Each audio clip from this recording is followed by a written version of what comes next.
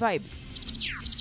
At pasadahan natin ang balitang Southern Luzon, mahigit 3.1 million pesos na kontrabando na samsam sa Cavite, isang suspect arestado. Nasa kabilang linya pa rin, TJ Joey Boy, pasok. GV Balita Express. Mahigit 3 milyong pisong halaga nga ng mga kontrabando ang nasamsam ng mga otoridad sa magkakahiwalay na operasyon sa lalawigan ng Cavite, habang isang lalaki ang naaresto dahil sa umano'y iligal na pagbebenta at pagdadala ng LPG cylinders. Ayon sa Philippine National Police, pinangunahan ng Criminal Investigation and Detection Group o CIDG Cavite ang operasyon laban sa mga iligal na produkto.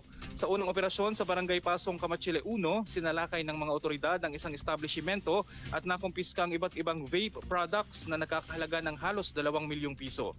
Napag-alamang walang kaukulang permit mula sa Department of Trade and Industry ang mga produkto at kulang sa mga kinakailangang health warning at product standards. Samantala sa Barangay Paliparan 1 naman, nagsagawa ng entrapment operation laban sa isang sospek na nahuling nagbebenta ng mga bakanteng LPG cylinder na may tatak ng mga lehitimong kumpanya, ngunit walang pahintulot mula sa mga may-ari ng brand.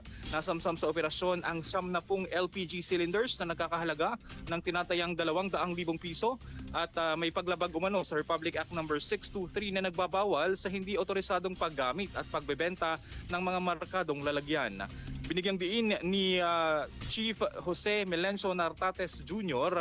na patuloy ang kampanya ng PNP laban sa kontrabando at iligal na kalakalan upang maprotektahan ang publiko.